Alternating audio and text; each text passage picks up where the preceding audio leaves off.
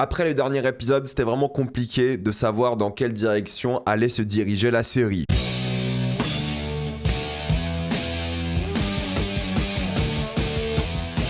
Euphoria, saison 3, épisode 4. Comme d'habitude pour ce genre de vidéo, il n'y aura que des spoilers. Donc si vous n'avez pas vu l'épisode 4 de la saison 3 d'Euphoria, allez le voir, quittez cette vidéo et revenez juste après. Car on va spoiler dans 3, 2, 1, c'est parti. Avant de commencer cette vidéo, j'aimerais remercier le partenaire officiel de celle-ci, CyberGhostVPN et ses 38 millions d'utilisateurs et presque 5 sur 5 sur Trustpilot. Vous les connaissez, c'est le meilleur moyen de soutenir la chaîne et c'est un service utile que j'utilise tous les jours. Je vous mettrai dans la description le code épinglé, un site internet qui vous dit dans quel pays se situe le film que vous voulez regarder. Ensuite, vous changez Canada, États-Unis, Royaume-Uni, Belgique, Suisse, Italie. Vous allez avoir la VE-STFR et même la VEF dans certains cas. Quelques exemples sur Netflix, vous avez déjà 28 ans plus tard, Le Temple des Morts ou Anaconda. Sur Disney+, vous avez Zootopie 2 et Send Help dès cette semaine. Sur HBO Max, qu'il faut utiliser depuis l'application HBO Max. C'est simple, même si vous avez un abonnement via Canal, connectez-vous avec le compte Canal sur Max et ça fonctionne. Vous allez avoir Marty Suprême ou Hurlevent et CyberGhost propose des serveurs dédiés pour optimiser le fonctionnement de chaque plateforme de streaming. Pour les gros consommateurs de YouTube, vous allez avoir YouTube Premium pour beaucoup moins cher. Je vous conseille de prendre un pays de l'Union Européenne parce que c'est plus simple, comme la Roumanie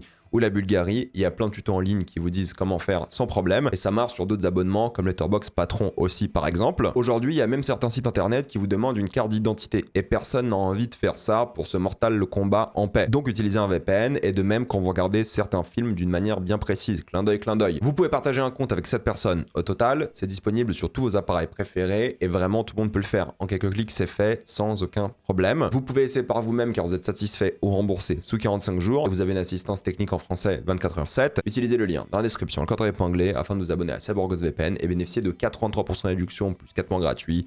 Foncez sur l'offre. Plus je regarde cette saison d'Euphoria, plus j'ai l'impression que c'est l'exutoire de Sam Levinson, le créateur. Tout le début de l'épisode parle de vérité et tout le monde ment.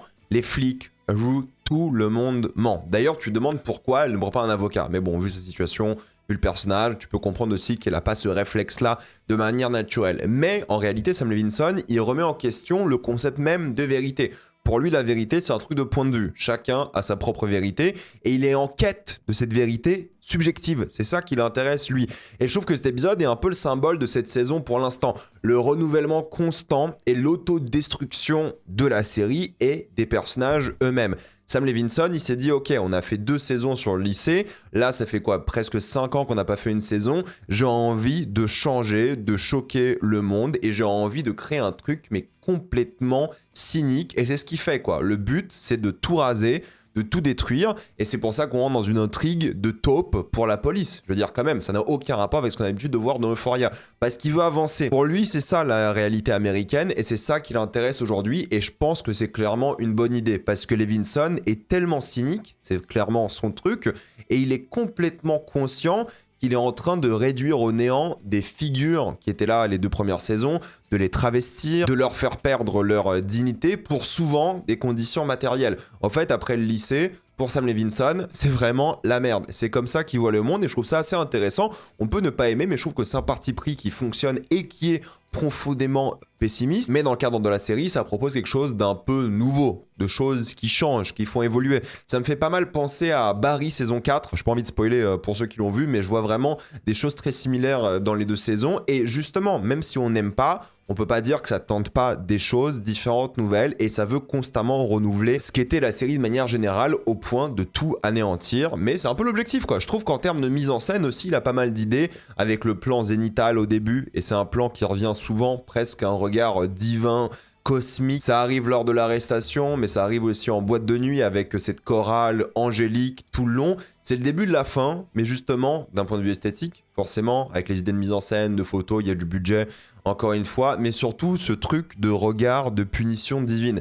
Tu sens que tout va s'abattre sur eux et que tout le monde sera puni parce que c'est ça l'Amérique. C'est ça, tout le monde souffre des péchés, des actes qu'ils ont commis et il n'y a pas le choix parce que c'est ça le système dans lequel vivent ces personnages-là. Et encore une fois, je trouve que c'est quelque chose qui déplaît forcément parce que ça va loin, mais c'est le but, c'est vraiment de déconstruire, de détruire, et même scénaristiquement, je trouve que l'intrigue de la taupe, elle fait passer les nouveaux alliés de Rue, ses précédents mentors, pour des antagonistes aujourd'hui. Elle doit littéralement les trahir et d'un coup ils font peur. Là où il y avait un peu de réconfort, d'un coup ils sont inquiétants, ils sont problématiques. Elle n'a plus sa position de pouvoir, elle est un peu déclassée mentalement, mais elle doit continuer à faire genre, tout simplement. C'est des plans resserrés sur quasiment chaque personnage, tout cet épisode-là, mais le plan sur elle et la danseuse, on dirait les deux clowns à la cour du roi, quoi. Vous savez, les deux bouffons qui essaient de sauver leur peau le plus possible, et je trouve justement que ça change complètement la dynamique de cet endroit, qui était un endroit,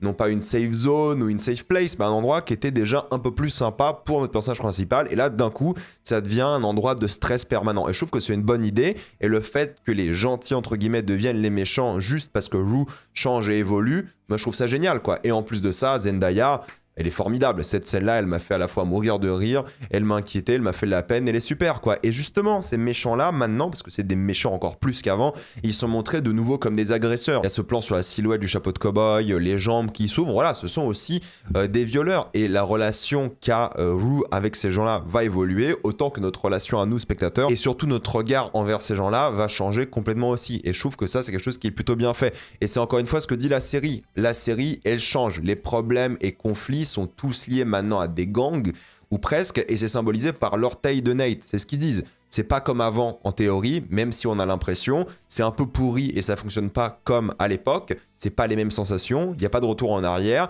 c'est pas ce que tu voulais, mais t'as pas le choix. Voilà, c'est ce que t'as aujourd'hui. C'est comme ça, il faut s'habituer, il faut que t'évolues avec, maintenant ton orteil ressemble à ça, maintenant ta série ressemble à ça. Et je pense que c'est Sam Levinson qui répond constamment aux fans parce qu'il sait très bien ce qu'il est en train de créer, quoi. On peut ou pas aimer ce style, encore une fois, c'est le style très Malcolm et Marie de Levinson, mais en tout cas, il écrit sa série comme ça aujourd'hui. Et encore une fois, il est en train de complètement martyriser toutes ces figures. Nate, il est clairement dans la merde, il doit énormément d'argent, mais comment il va rembourser ?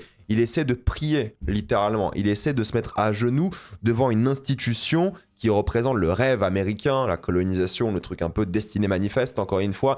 Il prie de manière humiliante, comme s'il était à l'église, dans une institution sérieuse, au lieu de, je sais pas, vendre sa maison. Au lieu de vendre et de perdre ses conditions matérielles, il préfère s'humilier et perdre sa dignité. Et c'est tout le propos de la série.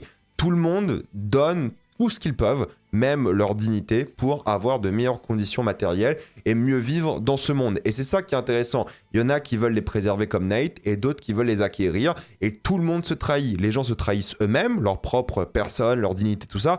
Et en même temps, ils trahissent les autres juste pour de l'argent, pour une meilleure position économique et sociale. Et Nate, il est vraiment pathétique pour ça. Et je trouve que c'est un bon angle de la série, encore une fois. On va voir ce qu'il va faire pour s'en sortir. Et justement, c'est enfin intéressant de voir Cassie s'émanciper de Nate, même si je pense que Nate va revenir vers elle et des choses comme ça. Elle va de nouveau se refaire avoir après tout ce qui va se passer dans sa vie et en ligne surtout. Mais évidemment que ça va pas finir comme ça. C'est clair et net. Elle doit cependant, elle, littéralement se prostituer pour survivre. Elle vit dans un taudis, sorte de motel un peu bizarre et se vend en ligne, quoi. Son rêve de mariage est terminé. Maintenant, elle rêve de fame pour avoir une condition, encore une fois, économique stable. Et cette fame va venir pour elle du travail du sexe. C'est un peu la descente en enfer à partir de cet épisode-là, mais vraiment pour tout le monde, quoi. C'est la critique de ce rêve américain sordide. Si tu veux gagner, si tu veux réussir, eh bien, prostitue-toi, quoi. Donne littéralement ton corps pour peut-être avoir des opportunités et réussir.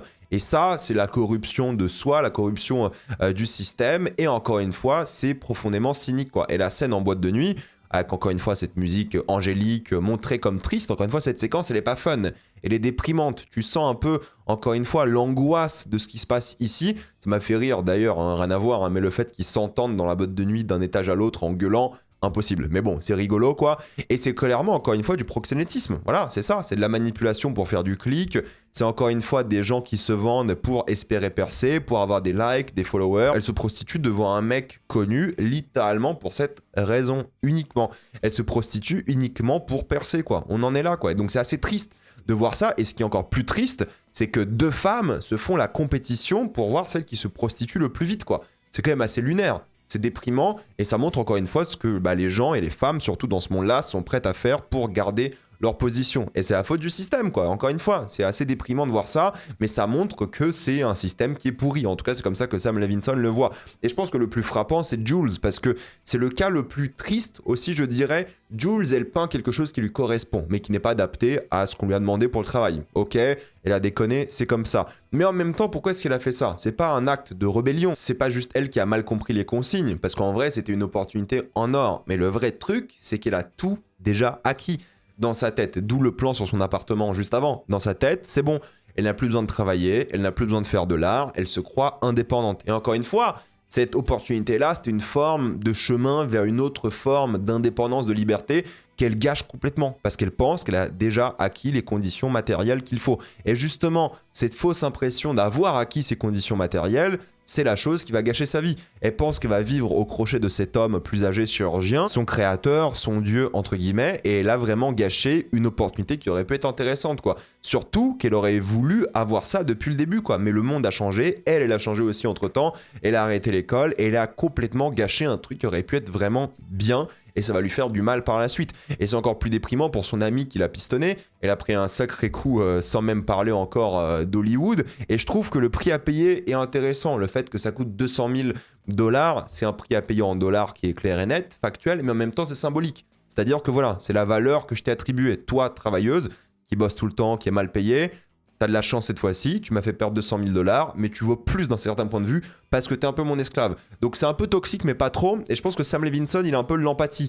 Il se voit peut-être dans ces personnages-là, d'un côté comme l'assistant, et en même temps comme la réalisatrice dans cette scène, quoi. Donc c'est à la fois quelque chose qui est déprimant parce que cette femme, elle fait toujours les bons actes, elle essaie de s'en sortir comme il faut, mais c'est son entourage qui déconne et fait n'importe quoi. Et justement, c'est ça qui est décevant, c'est qu'elle voit ses amis perdre les pédales, quoi. Une qui devient proxénète, l'autre qui demande de la drogue. Il y a une énergie chaotique de cette scène et elle veut s'émanciper de ça. Et je trouve que c'est intéressant parce que, encore une fois, je pense qu'elle sera récompensée du fait de quitter ce groupe toxique pour elle. Ou alors, en Sam Levinson fashion, elle sera complètement punie et va sombrer avec le groupe. Parce qu'encore une fois, Sam Levinson, la manière dont il voit ses œuvres, c'est de manière profondément horrible. C'est vraiment un truc qu'il déteste. Il déteste cette Californie, il déteste ce pays, il déteste ce monde, t'as l'impression. Il a vraiment une vibe de mec un peu misanthrope à mort. Il déteste les humains. Et je trouve que c'est assez intéressant de voir une œuvre par rapport à ça.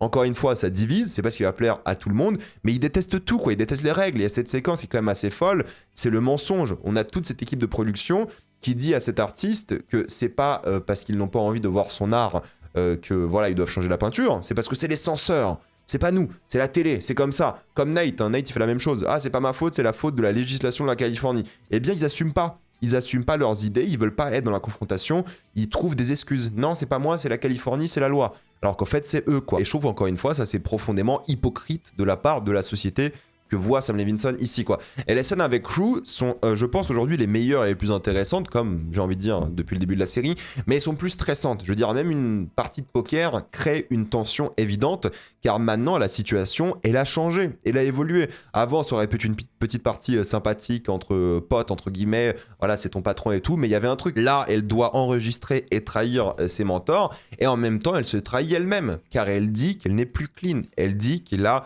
sombré dans la drogue encore une fois, elle doit mentir pour assurer ses arrières, mais elle se trahit personnellement. Genre le truc le plus important pour elle, le fait d'être clean et de vivre une vie honnête et normale, peut-être pas honnête, hein, mais en tout cas une vie normale, avec des conditions dignes, elle se trahit, quoi. Elle trahit sa propre personne. Et peut-être ça va ouvrir une porte d'elle qui va accepter de se trahir réellement avec de la drogue. C'est dur, ça lui cause évidemment préjudice de manière intéressante, mais c'est le propos de l'œuvre, encore une fois. C'est les gens qui se trahissent constamment pour sauver leur peau, quoi. Rappelez-vous, il y avait tout un sujet sur le fait que cette rencontre était presque divine. Et là, d'un coup, elle trahit, entre guillemets, la volonté de Dieu aussi, quoi. C'est ça qui est intéressant. Tout ça parce que la police la tient en laisse à ce moment-là, elle n'a pas le choix, du coup elle va trahir tout le monde. Et tu sais plus trop dans quelle direction va aller la série, quoi. Alors oui, il y aura la guerre des gangs et tout, mais c'est intéressant d'avoir complètement changé la dynamique de toutes ces séquences-là. Maintenant, moi ce qui m'intéresse aussi, c'est la trahison de cette communauté. On a vu quand même que dans ce strip club, il y avait une sorte de sororité qui était pas la plus forte, mais il y avait un truc, quoi. Et là, d'un coup, encore une fois, cette sororité, elle est complètement trahie.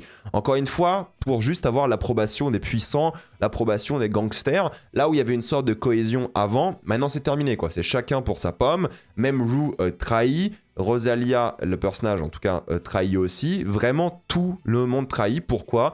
Car tout le monde est remplaçable, tout simplement. On l'a vu. c'est le concept de la danseuse slash prostituée qui arrive au début de l'épisode. Elle a remplacé la précédente. Rosalia aussi a remplacé la précédente. Donc en fait là tout le monde est remplaçable et elles se font la guerre pour savoir qui va avoir l'approbation et donc la meilleure condition possible dans ce travail. Elles se battent pour être la mieux respectée et la mieux placée. Tout ça en se trahissant, tout ça en faisant un travail de taupe. Rosalia, elle fait le même travail que Rue en réalité, sauf qu'elles font pas leur reporting à la même personne quoi. Et en plus, c'est ça qui est le plus triste dans ces histoires-là, c'est que c'est assez dramatique car Rue voulait juste aider une femme qui s'est fait violer. Si vous regardez bien la séquence, il y a un homme qui passe d'une pénétration par l'arrière avec son pénis, on imagine, à une pénétration avec la bouteille d'alcool. Elle ne peut rien dire, forcément.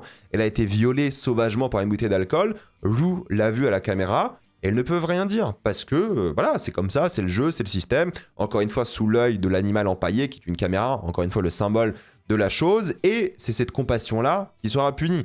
Rue, certes, est trahie pour la police, certes, elle change la dynamique dans ces séquences-là parce que maintenant, elle est stressée tout le temps. Mais là, quand elle veut faire un truc bien, c'est-à-dire protéger cette femme, elle se fait punir. Ça devient très tragique. Maintenant, même les actions positives sont punies, quoi. Quoi que tu fasses, ça finit mal. Et je pense que la série va très mal finir parce que, oui, c'est comme ça que Levinson, il voit le monde aujourd'hui, quoi. Il le voit de manière très négative. Même ce que tu fais de bien est puni. Et le cambriolage est encore plus marquant car elle va même trahir son ami, non pas de toujours, mais presque, Faye, quoi. Tout ça pour s'en sortir. Et elle hésite même pas, quoi. Ça va partir dans cette pure guerre des gangs. Ok, il y aura des dégâts collatéraux, des victimes, mais tu ressens quand même un peu de tristesse pour tout le monde. Tu sais que ça va dégénérer. Alors, t'es évidemment pas du côté des nazis, mais il y a un truc où ça va vraiment aller dans toutes les directions possibles, justement, car il y a trop de pièces qui sont mises en place pour que ça dégénère, mais en même temps, il y a des gens qui veulent faire des bonnes choses et ils seront punis aussi, quoi. Moi, je vois vraiment cette série finir aujourd'hui de la pire des manières.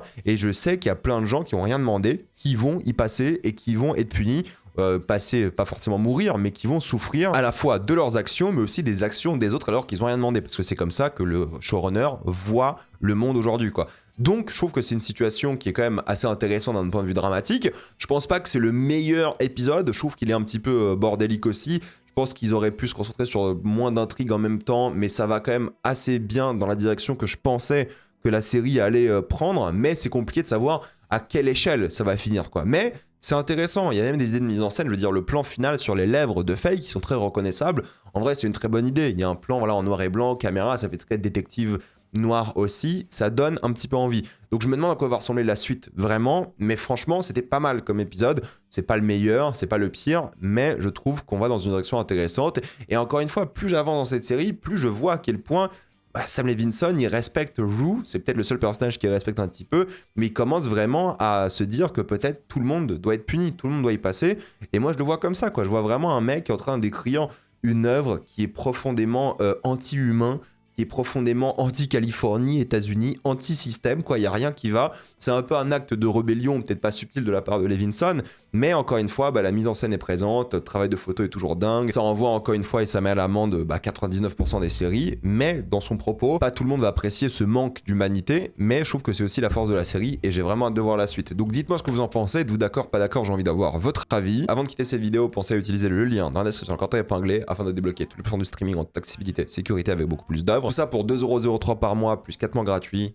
Foncez sur l'offre. Pensez à vous abonner à la chaîne pour voir les prochaines vidéos. Mettez un j'aime, ça aide beaucoup la chaîne. Suivez-moi sur tous mes réseaux. Maintenant, toutes les vidéos sont disponibles en mode podcast aussi. Mais j'ai aussi un compte Instagram, TikTok, Twitch. Et moi, je vous dis à la prochaine fois. Salut à tous.